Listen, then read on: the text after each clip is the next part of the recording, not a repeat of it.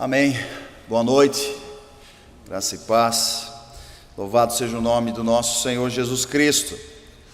Amados, eu estou muito feliz hoje com a companhia de um grande amigo meu, Roger, e a sua esposa Daiane, a sua esposa advogada. O Roger foi professor comigo lá no Positivo durante 10 anos, né, Roger? Então nós desfrutamos lá de bons momentos. Ele está um pouco tímido assim, mas quando ele se soltar, aí vocês vão ver. Então eu gosto muito dele e que bom que você está aqui, fico muito feliz. Sua esposa também. Amados, Tricolor passou, não passou? Nos pênaltis, não deu para o Aimoré, não deu, mas vamos torcer. Qual é o nome do seu filho mesmo que está lá? Oi? Guilherme, torcer para o Guilherme voltar para a Série C agora, para jogar no Paraná. Ou melhor, né? Vamos torcer para uma Série A aí já, né? Para o Guilherme, que Série C não dá. Mas, enfim, né? Brincadeiras à parte, sofremos ontem. O Atlético que está feliz, aí, os atleticanos, né? Ganharam hoje do São Paulo. Enfim. Querido, abra sua Bíblia. Vamos lá, Evangelho de Lucas, capítulo 10. Evangelho de Lucas, capítulo 10. Nós leremos do verso 1 ao verso 12. Lucas 10, de 1 a 12.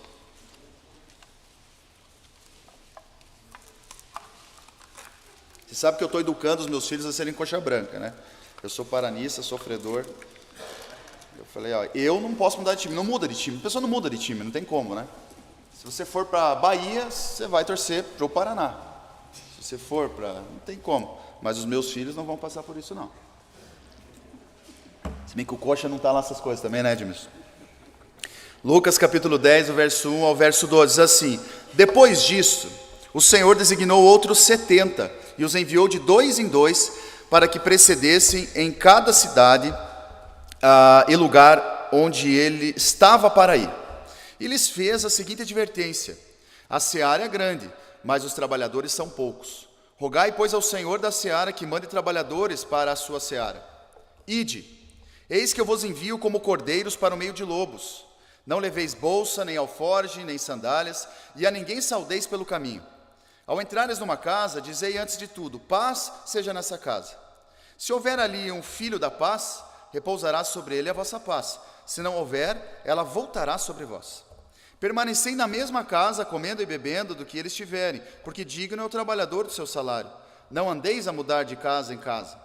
Quando entrares numa cidade e ali vos receberem, comei do que vos for oferecido. Curai os enfermos que nela houver e anunciai-lhes: a vós outros está próximo o reino de Deus. Quando, porém, entrares numa cidade e não vos receberem, saí pelas ruas e clamai: até o pó da vossa cidade, que se nos pegou aos pés, sacudimos contra vós outros. Não obstante, sabei que está próximo o reino de Deus. Digo-vos que naquele dia haverá menos rigor para Sodoma do que para aquela cidade. Pai querido, nós lemos o seu texto agora e pedimos no seu santo nome que o Senhor fale aos nossos corações, em nome de Jesus. Amém. Bom, o texto que nós lemos, o primeiro verso, diz ali: depois disso. Depois disso o quê? Não é? Por isso que é bom a gente ler, enfim, quando vai ler um texto bíblico, entender um pouco os parágrafos que antecedem o texto, que sucedem o texto, para que entremos um pouco na história.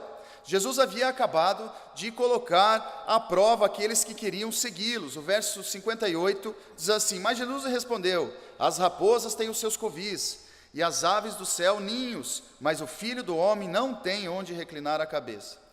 O povo, os discípulos que estavam com Jesus diziam: eu quero te seguir, eu vou te seguir. E Jesus dizia da dificuldade que era segui-lo. Depois dessas palavras, Jesus chama outros 70 homens e divide-os de 2 em 2 e envia esses homens para uma missão também bastante importante. Aqui nós já vemos que Jesus não tinha só 12 discípulos, havia 12 apóstolos, mas discípulos eram centenas que acompanhavam Jesus, uns com interesses escusos, outros com interesses mais sinceros, mais genuínos, mas todos caminhando atrás de Jesus, aprendendo com ele, e num dado momento havia necessidade de que eles saíssem à missão. Então esse é um pouco do panorama desse texto. Ponto. Já vou voltar para o texto. Essa semana, caminhando contra o vento, eu estava com o Daniel, levando ele à escola. no carro, e ele fez uma pergunta totalmente inusitada. Quem tem os filhinhos pequenos sabe que de vez em quando saem umas perguntas, né? Ele fez assim: papai, Curitiba é o povo de Deus? Eu falei: não, de onde que ele tirou isso agora, né? Escutou alguma coisa na escola? Curitiba é o povo de Deus? E eu falei: filho, olha, nem todos, né? Nem todos, alguns são, outros não, mas o fato é que dentro aqui da cidade existe sim o povo de Deus. Papai, eu sou o povo de Deus? Eu falei: filho, mas com certeza você é o povo de Deus, você já entregou a vida para Jesus? Ele: sim, eu amo Jesus. Eu falei: então você é o povo de Deus. Só faltou um aleluia dentro do carro ali, né? Mas foi muito legal. Isso me fez lembrar de quando eu me tornei povo de Deus. Como foi aquele dia, aquele momento.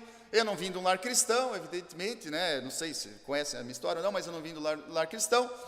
E eu, com 15 anos, em um acampamento, conheci a Jesus Cristo. E eu lembro que as pessoas vinham e me davam parabéns. Parabéns, parabéns. Eu, de fato, não entendia nada daquilo. Eu cheguei a ponto, pode parecer meio piada assim, mas não é. Eu cheguei a ponto de dizer: mas parabéns porque hoje não é meu aniversário. E aí a pessoa falou: não, porque você ganhou o maior presente da sua vida. Depois fui entender que aquilo era verdade. Bom, quando eu me converti, as coisas começaram a acontecer, enfim, me converter. Quero dizer aqui que eu passei então a entender a minha missão ao lado de Cristo, eu passei a conhecer a Cristo, a desejá-lo, a querer ler a Bíblia, a querer orar, e a minha vida passou a fazer sentido. Aí tem um negócio que Deus faz com a gente que você não entende. Parece que você passa a fazer parte, é como se fosse um jogo de Lego e você foi encaixado. Agora você faz parte de uma família, você agora faz sentido dentro de uma peça maior, você não está solto, você não está largado, então você encontrou o seu lugar. Acho que começa uma grande luta, uma grande batalha, mas você agora, a sua vida passa a fazer, de certa forma, sentido. Eu conhecia Jesus, espiritualmente eu me encontrei. As pessoas procuram se encontrar espiritualmente, evidente, dependendo da sua religião. Ela quer encontrar o seu caminho, e eu tinha encontrado o meu caminho. Aquilo é maravilhoso. Não sei quando foi o seu momento. Alguns vieram lá desde cedo, como Daniel, nesse lar cristão, e de repente, lógico, um dia na vida as coisas passam a fazer sentido.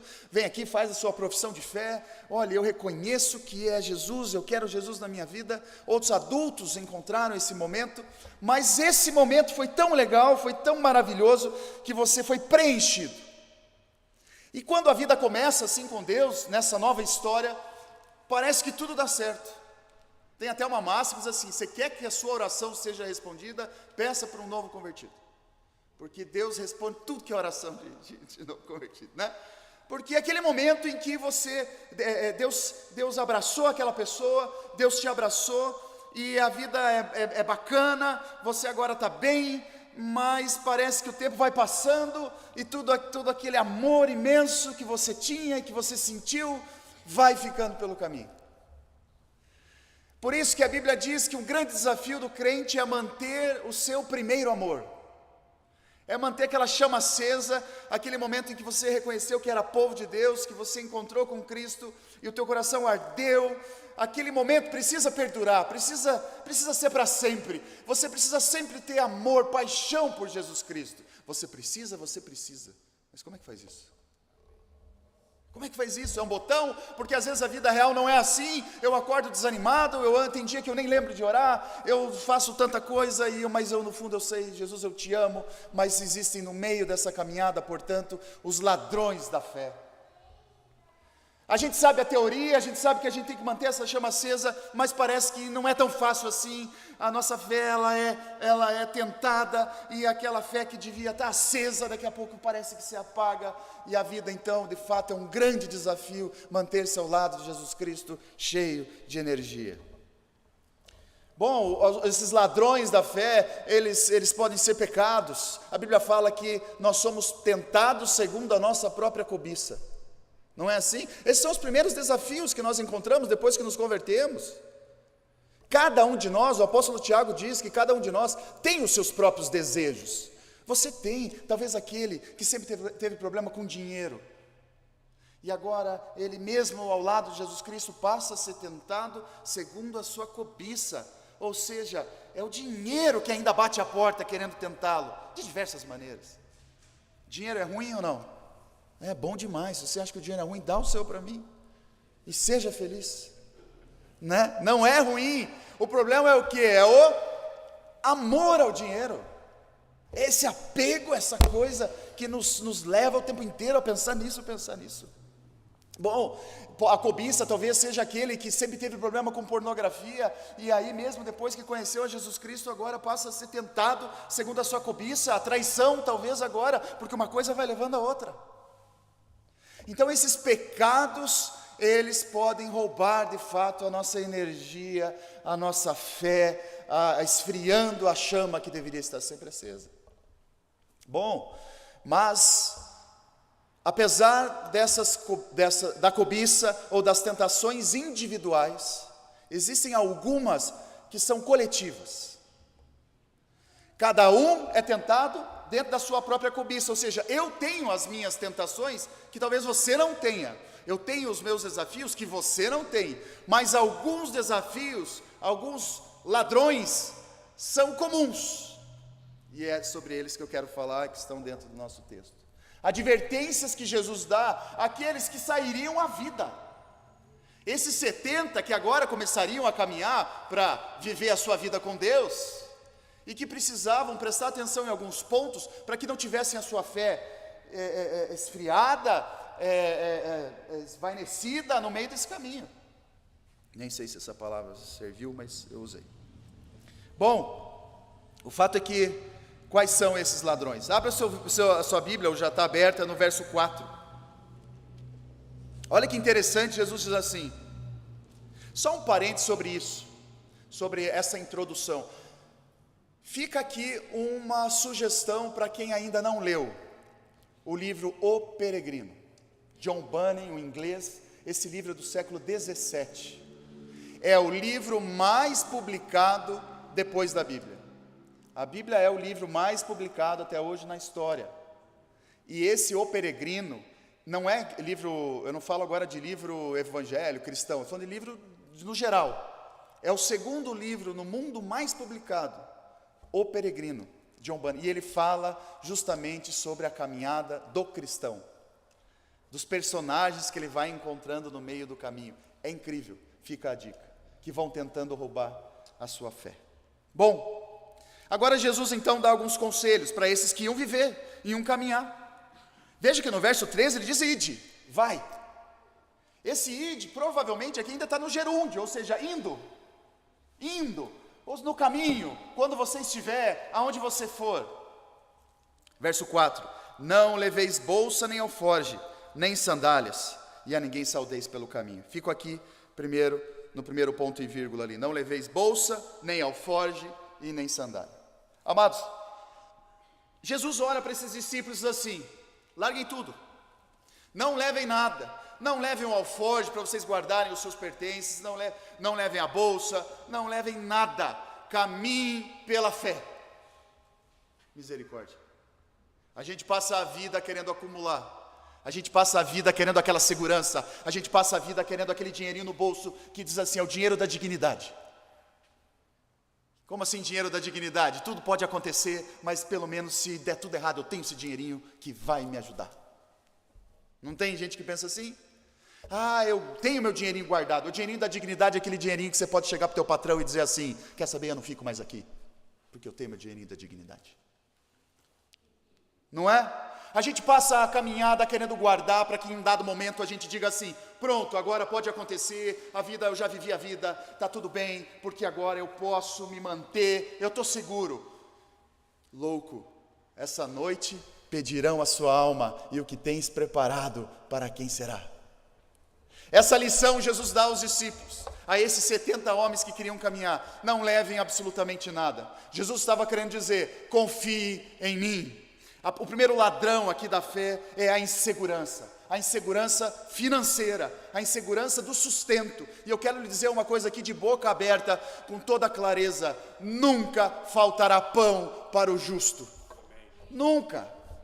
Aconteça o que acontecer, eu nunca vi um justo mendigar o pão. Vá lá, eu lembro quando fui numa foi icônico assim na minha vida. Nós fizemos uma viagem missionária com os adolescentes aqui da igreja para o sertão da Paraíba. Ciro, que ano foi isso, Ciro? O Ciro é melhor de... O Ciro estava junto? Mas foi o quê? Foi em 2005, né? Lá por esses idos aí de 2005. Alguém estava na igreja em 2005 aqui? Estava lá, a Carol foi junto. Carol, Wagner não quis porque o Wagner estava... Não, tinha que trabalhar. Alguém tinha... Carol foi junto. Eu lembro, vocês vão lembrar disso então, quando nós fomos a... Primeiro assim, estereótipos. Abra um parênteses. A igreja arrecadou, nós levamos feijão e arroz. E brinquedo. Nós nos propusemos a levar feijão e arroz e brinquedo. Porque nós tínhamos a ideia do sertão da Paraíba do Globo Repórter. Naquela época não era tanto, a internet não era tanto assim também, né? É só quem tinha lá um... Mas enfim, a gente tinha essa noção, então a gente imaginou, vamos chegar lá, vamos encontrar só pobreza. Misericórdia. Tinha cidade que não passava vergonha, né? Porque eles tinham mais que nós. Enfim, mas nós fomos a alguns lugares bem paupérrimos também. Chegamos lá, eu não me esqueço, não esqueço de uma situação. Aquele lugar mais simplesinho que nós fomos, eu nem lembro o nome da cidade, era só terra de barro, era no final de tarde, o pôr do sol ainda era incrível. Não, era uma periferia das Redes, São Bento das Redes. É uma periferia de São Bento das Redes, sertão da Paraíba. E nós chegamos lá e tinha muitas casas, etc. E era assim, a casa que nós entrávamos, que estava tudo arrumadinho, e estava tudo bem, apesar de não ter nada, o arrumadinho é assim, o chão de terra estava varrido. Tinha rede para todo mundo. E tinha alguma coisinha em cima da mesa, era a casa do crente. Mas era assim, era incrível. E eu lembro da história do Lázaro, que o nome do menino era Lázaro, porque Jesus Cristo tinha ressuscitado ele. Era a história da mãe. Eu estava no hospital, o médico falou que o meu filho morreu no parto, e eu já estava triste, eu só estava esperando então para poder vê-lo mesmo morto. Daí esperei, quando fui ver estava vivo. E aí o médico falou, ressuscitou. E aí ela deu o nome de Lázaro. É linda a história. Mas o fato é que, nessas casas, as casas onde Cristo estava, as casas onde aqueles que amavam a Jesus Cristo, não faltava. E querido, essa é uma coisa da palavra de Deus, o mistério é assim, Jesus Cristo, Ele diz isso para você, buscar em primeiro lugar o reino de Deus e a sua justiça, e todas essas coisas vos serão acrescentadas. Essas coisas são, Mateus 6, essas coisas são casa, comida e roupa. O que o homem precisa para viver bem? Ou para viver com dignidade? Ter onde morar, ter o que comer e ter o que vestir. E Jesus Cristo diz, buscar em primeiro lugar o reino de Deus e sua justiça. E você sempre vai ter onde morar, você sempre vai ter o que comer, você sempre vai ter o que vestir. Isso é maravilhoso. E ele está dizendo para os discípulos, então, vão, mas não levem nada, porque eu vou sustentar cada um de vocês. Essa é uma grande lógica da nossa caminhada, porque senão a nossa fé vai esfriar, a gente vai desviar o caminho, porque aquele fogo por Jesus, aquele desejo, aquela alegria por viver com Deus vai ser substituída por uma insegurança de eu o tempo todo ficar pensando, o que será de amanhã? Será que eu vou ter? Será que eu vou conseguir pagar as contas? E aí uma coisa substitui a outra, porque não dá para servir a dois senhores. Bom, e é interessante quando nós encontramos na palavra de Deus o povo não fazendo isso, porque também nos serve de lição. Vocês lembram muito bem quando o povo sai do Egito e passa a caminhar no deserto e Deus passa a sustentá-los. O sustento era, uma parte dele, o maná que caía do céu. E é interessante que o povo não podia recolher, lembra? Eles não podiam, na verdade, acumular para o dia seguinte.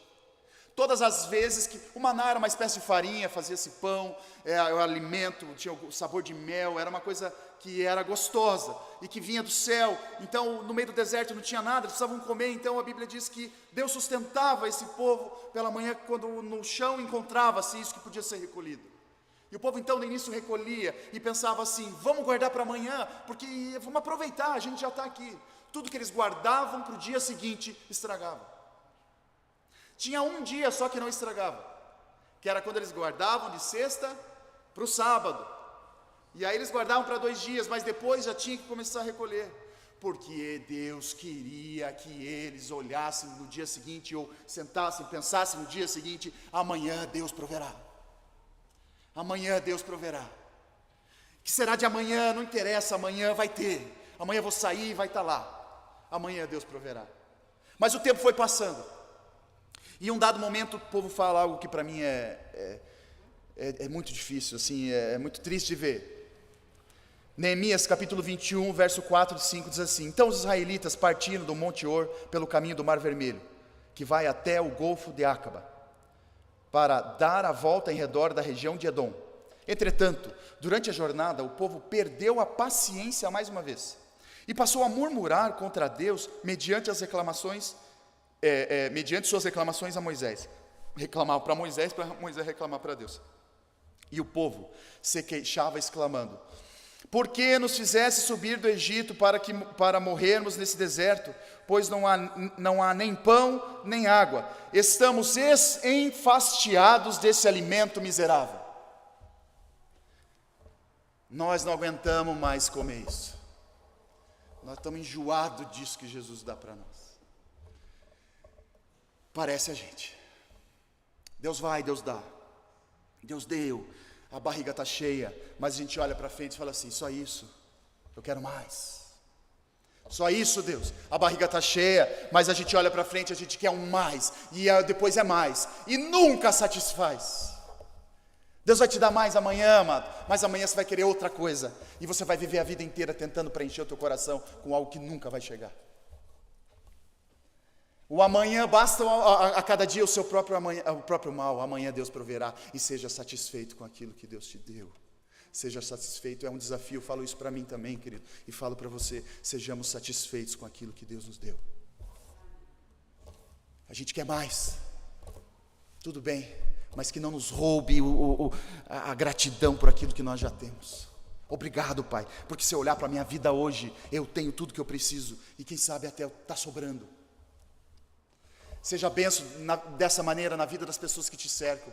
As pessoas reclamam, gente, as pessoas dizem: não aguento mais, não quero mais. Louvado seja Deus pelo seu emprego, amado. Você está empregado. Não, eu não estou empregado, pastor, eu preciso de um emprego. Louvado seja Deus, porque você está com a barriga cheia, você está vestido, você tem uma casa. Amanhã Deus proverá. E assim a gente vai viver satisfeito com o que Deus está nos dando, em nome de Jesus. É desafiador, mas é isso, não levem nada, porque eu vou sustentá-los no meio do caminho. E era o que acontecia, eles entravam nas casas, e as pessoas que estavam nas casas alimentavam eles, porque digno é o trabalhador do seu salário. Para ilustrar, esses dias eu fui tomar café com o Daniel, meu filho tem 5 anos, e eu fico imaginando como foi diferente a minha infância, da infância dos nossos filhos, a sua também. Eu chegava, quantas vezes, a minha vida foi assim, não sei, o que tinha para jantar, gente? Ou era o prato de comida, arroz, feijão e um frango, ou era pão com algum bolo que a mãe fez. E estava bom, não estava? Quantas vezes eu comi pão com Nescau, que eu adorava. Pão, margarina e Nescau, fica a dica. Né? Adorava. O meu pai, gente, qual era o grande presente do pai da gente? Meu pai me dava um vale-refeição. Uma vez por mês ele me dava um vale. Aquilo era uma alegria. Bom, amado, meu filho foi comer e a mesa tinha um monte de coisa. Tinha cueca virada, tinha pão de queijo, tinha isso aqui. Tarana. Ele olhou para mim e falou: eu não vou comer, só tem isso. Eu fui tentado a dar uma na orelha dele na hora. De verdade. Porque só isso, gente. Só isso. Só que isso ilustra muito a gente, é mesmo? Ilustra um pouco do que a gente é, do que está dentro do nosso coração, do Adãozinho que está no coração dele. Só isso.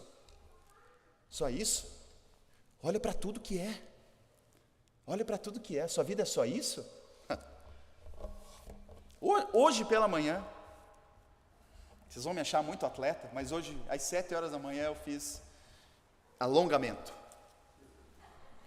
com um personal, que eu tenho personal, o Marcos. Aí, os horários são muito loucos assim também. E ele estava falando, ele disse o quê? Eu falei: Marcos, para. Porque ele falou assim: eu vou sair com uma menina, mas eu tenho um palio. Eu falei: Marcos, eu tinha uma bis, e ela me amou mesmo assim. Marcos, antes disso, era Interbairros 2, e era vamos embora. Não é? E a coisa mais legal é você construir a vida com a pessoa. Demora, eu falei para ele, Marcos, você tem teu sustento, você tem o teu pai aqui, você tem, olha para você, Marcos.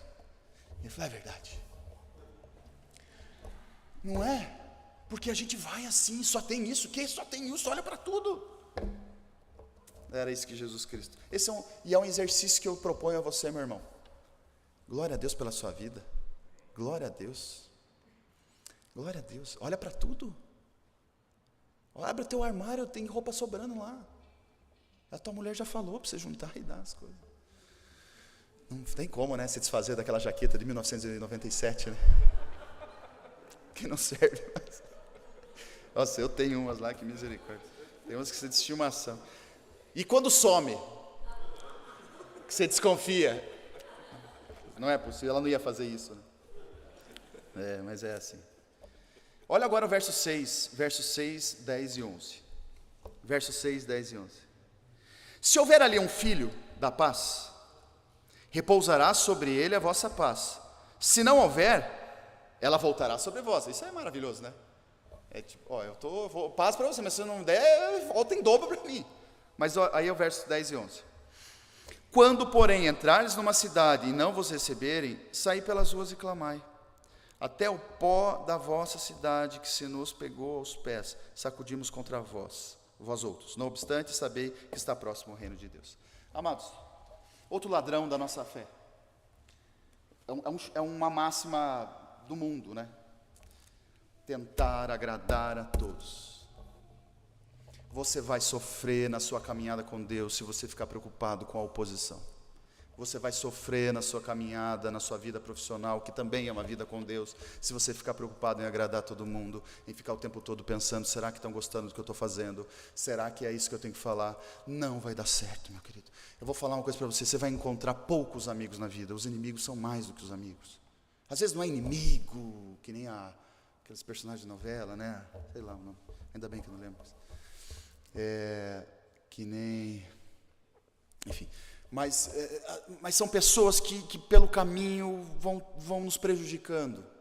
Essas a gente vai encontrar muito mais do que os amigos. Se você contar agora quantos amigos você tem, se você conseguir encher uma mão, é bênção de Deus, você está bem demais. 2 no lucro, um coitado dele, porque só tem ele para te ouvir, né? Mas são poucos os amigos. Se você tentar agradar a todos, a sua caminhada vai ser muito difícil. Por isso que Jesus Cristo diz, não fiquem preocupados, se vocês forem numa cidade, se vocês forem num lugar, não gostarem daquilo que vocês falaram, olha, é difícil, parece que não é cristão, mas é. Olha, sacode a poeira do pé, tem gente que quer ouvir. Vai ter gente no caminho que você vai ter que deixar de lado mesmo. Isso é bíblico. Vai ter gente no caminho que você vai dizer assim, meu filho, toma o teu rumo, que eu vou tomar o meu. E eu não estou faltando, eu sou Jesus, eu preciso acolher tudo. Jamais. A gente quer ser mais misericordioso do que Deus. Se dependesse de mim, o céu ia ter mais gente do que Jesus quer. Porque tem cada pessoa que a gente vai encontrando pelo caminho que a gente parece... Não, tem... Na sua caminhada, meu querido, toma o teu rumo, faz o teu trabalho, faz a tua vida. Se esse aqui não gostou, se esse aqui não gostou, você tem certeza que você está fazendo certo, faça e vai para frente. Lembra de Davi, quando Davi vai a peleja, vai levar comida para os seus irmãos, e ele encontra o seu irmão mais velho, o seu irmão mais velho vai dizer, então, o que você está fazendo aqui? Você está aqui porque você é curioso. O que Davi faz? Dá pelota para ele. Davi, você sabe, o que está falando aí? Porque ele sabia que se ele fosse querer agradar o irmão dele, ele não ia ficar ali, ele não ia para a peleja, ele tinha uma missão, estavam falando mal do povo de Deus, e ele foi e venceu o gigante. O fato é que nós precisamos parar de tentar agradar todo mundo. A vida com Deus, você quer ser um segredo para viver com Deus, é queixo duro. Você precisa ser aquele boxeador que apanha e fica em pé. E eu falo vida de Deus, não imagine agora um missionário na África, não imagine agora os pastores, eu estou falando lá no seu trabalho, servo de Deus no seu trabalho, servo de Deus na sua casa, servo de Deus onde você estiver, lá você vai apanhar muito, mas você vai ficar em pé e vai bater a sandália do pé e vai dizer, eu tenho a minha missão, fulano está falando mal, não interessa, eu estou aqui, em direção a Cristo, porque eu estou em paz com Cristo. Eu escutei um áudio esses dias, o áudio era para tirar sarro. Mas eu achei fera, acho que foi até o Roger que mandou para mim um vídeo, não sei. Mas eu dizia assim, o vídeo, era um pastor pregando, e ele estava exagerando. Ele dizia assim: meu irmão, o que me faz pastor não é o seminário, o que me faz pastor não é esse anel, o que me faz pastor não é o carro que eu tenho, o que me faz pastor não é o meu título, o que me faz pastor são as porradas que eu levo todo dia. Falei, e não é verdade? O que te faz um bom trabalhador, uma boa esposa, um bom marido, é no queixo que você leva e você permanece em pé. É a resiliência. Isso te faz mais forte. É isso que Deus faz com o seu povo. Quando Deus quis falar, quando Deus queria ministrar o coração do povo, levou o povo para o deserto. Agora é hora de eu falar com o povo. Vou tirar todo o conforto, vou morar em tenda, e eu que vou dar o alimento, eles vão ter que olhar para o céu pedindo alimento. Ali eles aprenderam, levando no queixo todo dia. Bom, os que ficaram com o queixo duro, em pé, Josué, Caleb, esses entraram na terra prometida.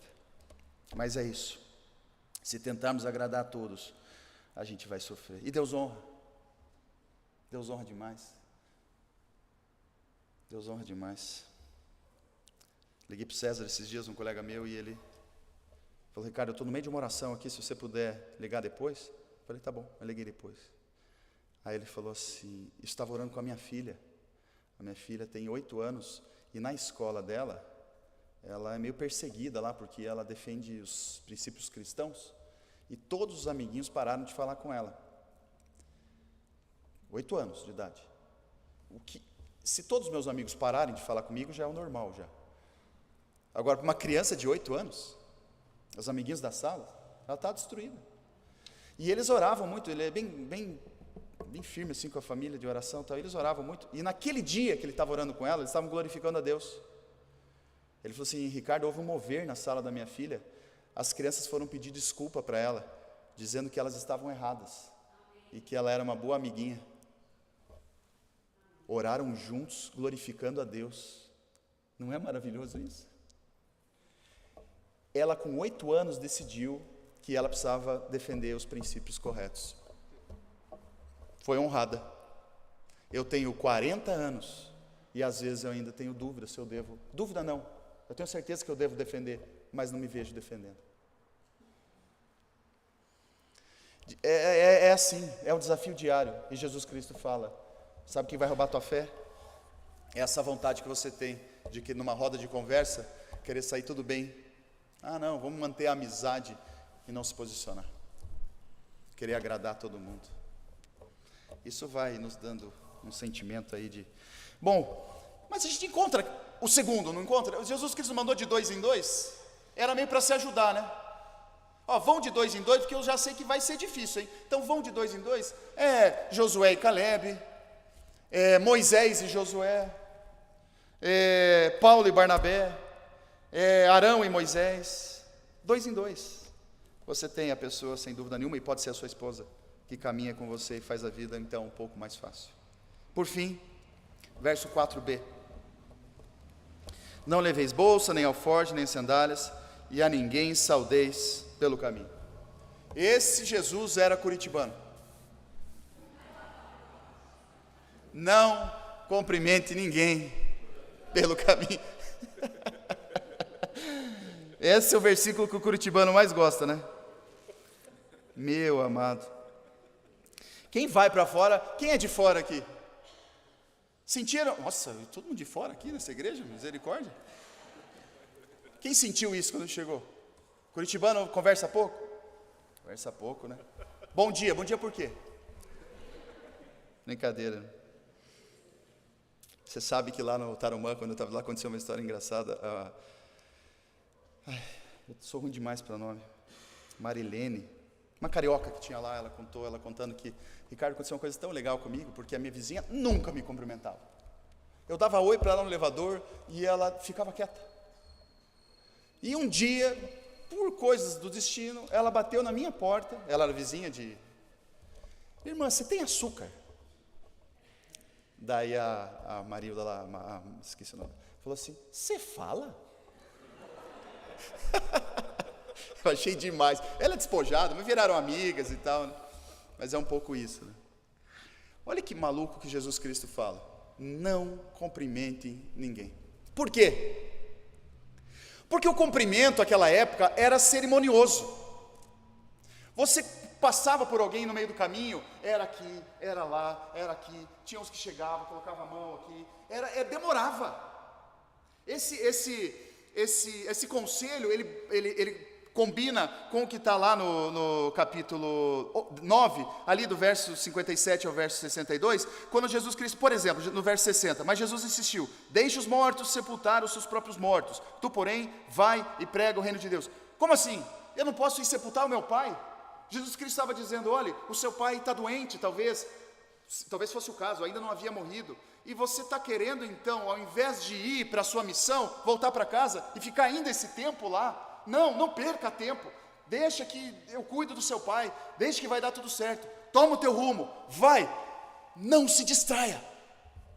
Esse é o grande conselho de Jesus, não se distraia.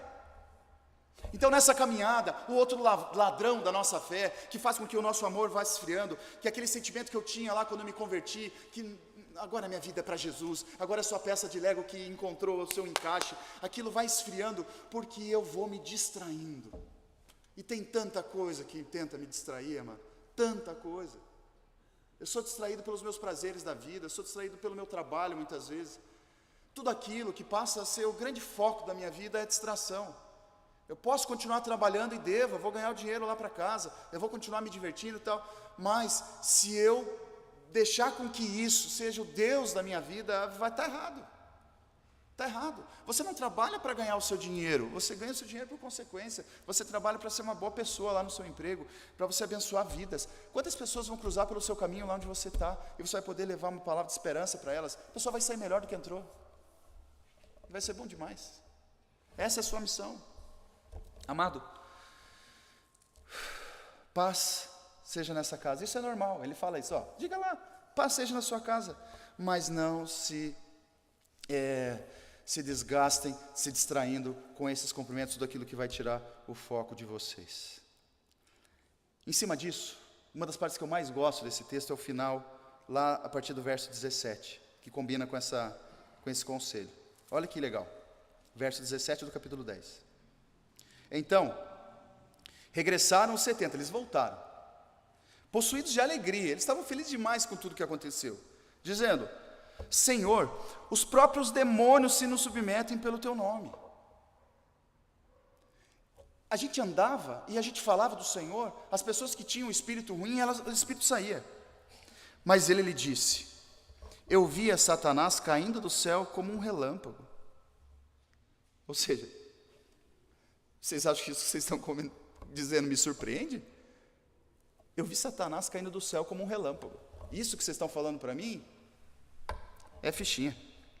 Eis aí vos dei autoridade para pisar de serpentes e escorpiões e sobre todo o poder do inimigo, e nada absolutamente vos causará dano.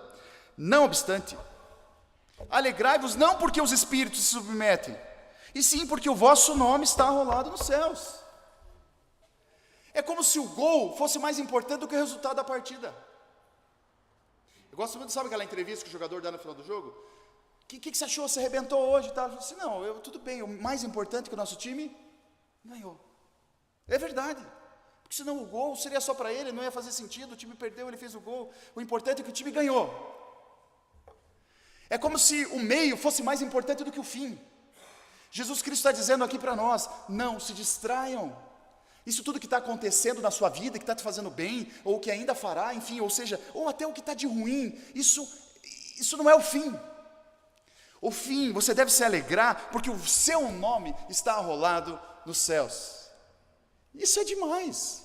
Você viver dizendo assim, Senhor, glória ao teu nome, Senhor. Vamos embora, Senhor, aqui está difícil às vezes, mas muito obrigado, porque um dia eu vou te encontrar. Obrigado porque o Senhor um dia me alcançou, porque o Senhor um dia me salvou.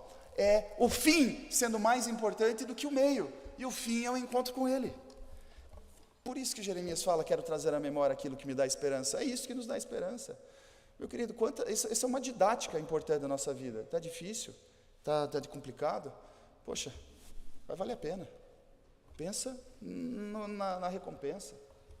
É isso que Jesus Cristo nos fala. Nos empolgamos por vezes mais com as flores no meio do caminho, né? E nos esquecemos de continuar caminhando. O Roger conhece o Jorge foi um professor, colega nosso. Eu gostava de subir montanha. O Jorge tinha uma máquina fotográfica. O Jorge tirava foto até da formiga. Não sei se você conhece gente assim que viaja com você. Tira foto de tudo. Não vê a viagem. O Jorge era assim. Foto. E eu pegava no pé dele, Jorge, a gente não vai chegar. Por quê? Porque você não anda. Eu sei que a formiga é bonita, a flor é bonita, mas vamos continuar. Meu querido, a casa nova está boa, não está? Mas a vida é muito mais do que ela. Ou é essa que você quer? A viagem, o carro. E eu volto a falar até nos desafios. A doença. A doença não pode virar o Deus da sua vida. Você não vive você não vive para tentar a cura. Você vive para Jesus. E você ora para Ele te curar. E se Ele não quiser, é a vontade dEle. Mas que a gente tem que abrir o peito e dizer, Senhor, eu quero, vamos lá. Mas a minha vida continua tendo uma razão: glorificar o nome do nosso Senhor Jesus Cristo. Eu estou desempregado? Estou procurando emprego? Esse não é o meu objetivo. O meu objetivo não é procurar emprego. O meu objetivo é continuar louvando o nome do nosso Senhor Jesus Cristo, sendo testemunha dEle. Senhor, eu quero muito o emprego e na hora certa o Senhor vai me dar, mas que Ele não vire o Deus da minha vida. É isso, essas coisas nos distraem. Prioriza a sua família, os seus dons, o seu chamado. Eu encerro dizendo o seguinte: esse primeiro amor, ele está aqui, ó. Ele está aí. Senhor, devolve o primeiro amor. O diabo quer que a gente pense, e a gente vai andando numa escadinha com Deus, parece, né? E a gente chegou no momento que fala, Deus está muito bom contigo. Aí a gente erra, ou a gente esquece de orar, a gente faz muito tempo que não busca Ele. Aí a gente vai para baixo. E a gente pensa, que canseira. Agora eu vou ter que subir tudo. Não. Jesus Cristo te pega aqui, ó, e te coloca lá em cima de novo, na presença dEle. Senhor, eu quero sentir de novo aquele ardor traduzido em confiança, em fé, a fé que eu tinha, a fé que me fazia viver bem, que me fazia acreditar que tudo pode ser possível. Essa fé, Deus, me devolve ela.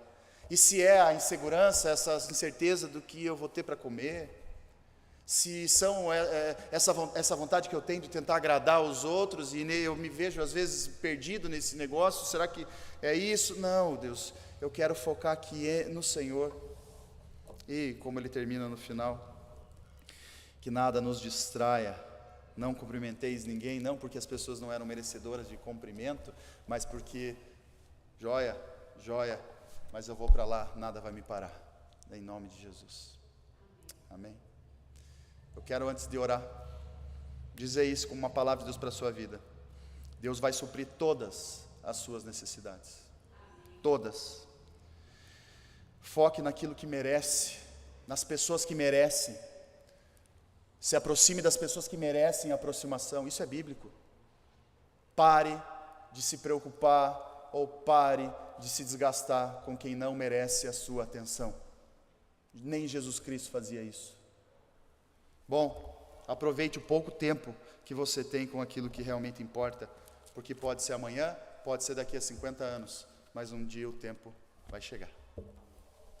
Obrigado, Pai, pela mensagem que o Senhor trouxe ao nosso coração. De fato, somos o povo de Deus, esse povo que um dia encontrou com o Senhor e decidiu viver para Ti.